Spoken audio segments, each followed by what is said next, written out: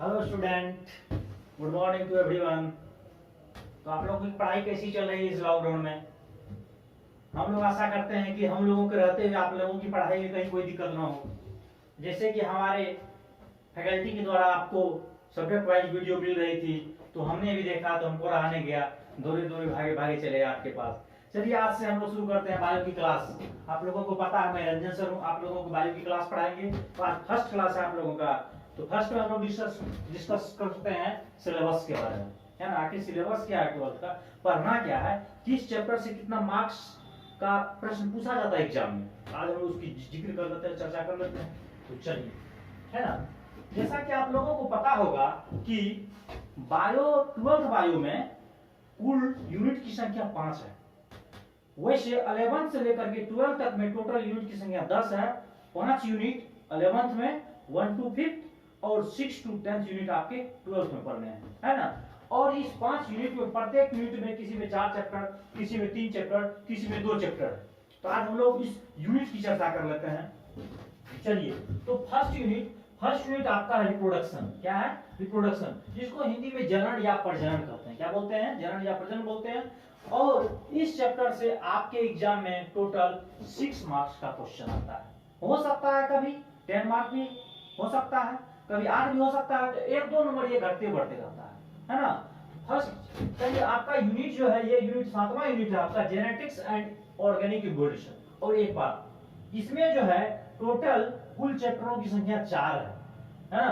पहला चैप्टर है आपको रिप्रोडक्शन इन लोअर ऑर्गेनिज्म, दूसरा चैप्टर है sexual reproduction in farming plant, तीसरा चैप्टर है ह्यूमन रिप्रोडक्शन और चौथा चैप्टर है आपका रिप्रोडक्टिव हेल्थ। कहने का मतलब ये हुआ, रिप्रोडक्टिव हेल्थ को हम लोग बोल सकते हैं बचपन से 55 तक की चैप्टर।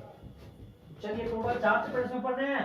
टोटल चारों चैप्टर को पढ़ने के बाद कितने मार्क्स का एग्जाम में आएगा? कितने मार्क्स? 6 मार्क्स, है ना। तो चारों चैप्टर की बेसिक जानकारी बायो के स्टूडेंट के लिए, सभी के लिए आवश्यक है, क्योंकि ये चैप्टर जो है हमारे और आपके दैनिक लाइफ से रिलेटेड है, इसलिए इसको जानना सभी के लिए जरूरी है। बात करें हम लोग 10th की, तो 10th में भी ये चैप्टर इंक्लूड है, क्योंकि बच्चे को दैनिक जीवन की जानकारी मिल सके। हो सकता है कोई बच्चे 10th पास करने के बाद बायो नहीं पढ़े, तो वहां भी इन चारों चैप्टर का जिक्र है। तो चलिए अब हम लोग नेक्स्ट चैप्टर देखते हैं, जेनेटिक्स एंड इवोल्यूशन। क्या बोलते हैं इसको? आनुवांशिकी एवं, है ना, ऑर्गेनिक इवोल्यूशन, आनुवांशिकी एवं कार्बनिक विकास बोलते हैं, है ना। तो इस चैप्टर में भी टोटल, इस यूनिट में भी टोटल चैप्टरों की संख्या 3 है। पहला चैप्टर है इसका जेनेटिक्स, है ना। दूसरा चैप्टर है इसका मोलिकुलर जेनेटिक्स या इनहेरिटेंस ऑफ मोलिकुलर जेनेटिक्स बोल सकते हैं। और इसका तीसरा चैप्टर है ऑर्गेनिक इवोल्यूशन। तो इस चैप्टर, टोटल इस 3 चैप्टर से आपको एग्जाम में टोटल 18 मार्क्स के प्रश्न आते हैं, है ना, जिसको कि बेस और मेन माना जाता है इसको, है ना। यहाँ पे 18 मार्क्स की प्रश्न आती है। चलिए अब हम लोग आगे बढ़ते हैं। यूनिट 7वां है आपका बायोटेक्नोलॉजी एंड इट्स एप्लीकेशन, है ना, जैव प्रौद्योगिकी एवं इसके तकनीकी। इसके अंतर्गत 2 चैप्टर, इसके अंदर कितने चैप्टर? 2 चैप्टर। इस चैप्टर से भी टोटल प्रश्नों की संख्या कितनी होती है? 18 होती है ना। चलिए अब हम लोग बढ़ते हैं कि आपका 9वां यूनिट है applied biology and human welfare.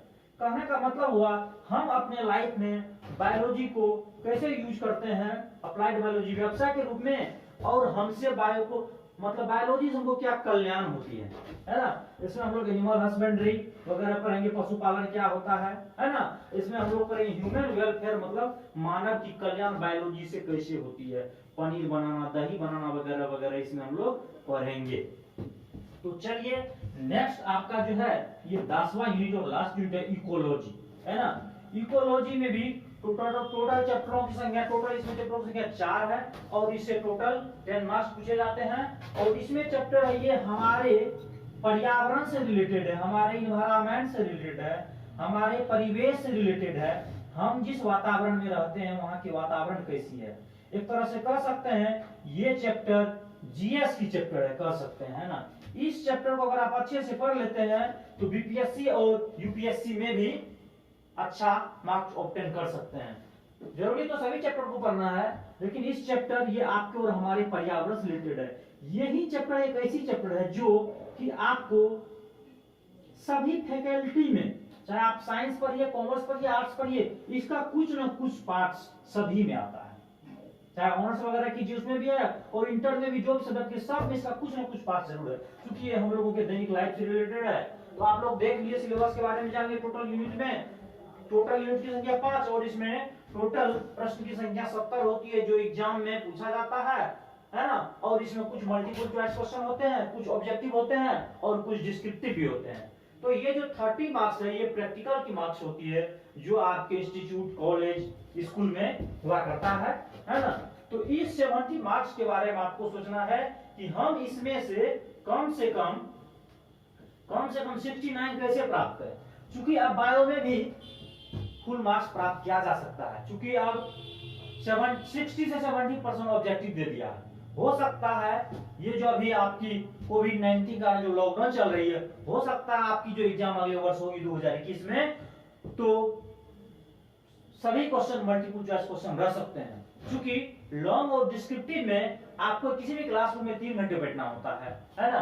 और अगर ये क्वेश्चन अगर आपको मल्टीपल चॉइस देते हैं 70 क्वेश्चन में लगभग 1 घंटा 60 मिनट बहुत हो गई, क्योंकि WHO का कहना है कि कोरोना महामारी बहुत तेजी से भी फैल रही है। तो कहीं भी एग्जाम होती है, यूजीसी की भी गाइड बराबर आ रही है, गाइडलाइन अभी आ रही है कि एग्जाम को कम से कम समय में क्लियर करना है ना। ज्यादा देर तक उसको बच्चे को नहीं बैठाना है, कम समय में उसके एग्जाम को क्लियर करना है। तो कम समय में एग्जाम क्लियर के लिए आपका सबसे बेस्ट है एमसीक्यू, मल्टीपल चॉइस क्वेश्चन। और अभी तक जितने भी एग्जाम, जो भी एग्जाम फंसी हुई है, मैक्सिमम से मैक्सिमम में यही होने जा रही है, सब में एमसीक्यू ही होने वाली है। फिर अगर सेशन सही होने के बाद, टाइम सही होने के बाद फिर देखा जाएगा जिस वे से एग्जाम होती थी उस वे से होगी।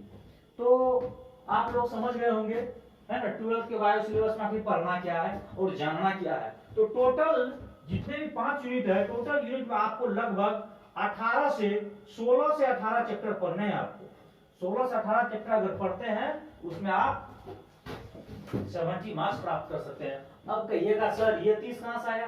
ये 30 भी इसी सिलेबस से है, ऐसा नहीं कि आपके बुक से बाहर है। और इसी सप्ताह से ये 30 है, जितना सिलेबस है इसी से ये 30 है प्रैक्टिकल। तो आप लोग सिलेबस के बारे में जानकारी प्राप्त हो गई आप लोगों को। अब फिर नेक्स्ट पेज हम लोग देखते हैं, फर्स्ट टॉपिक शुरू करते हैं, फर्स्ट चैप्टर शुरू करेंगे आप लोगों को। और सब सब्जेक्ट की वीडियो मिल रही है ना। आप लोग हमेशा इसका अध्ययन कीजिए, स्टडी कीजिए।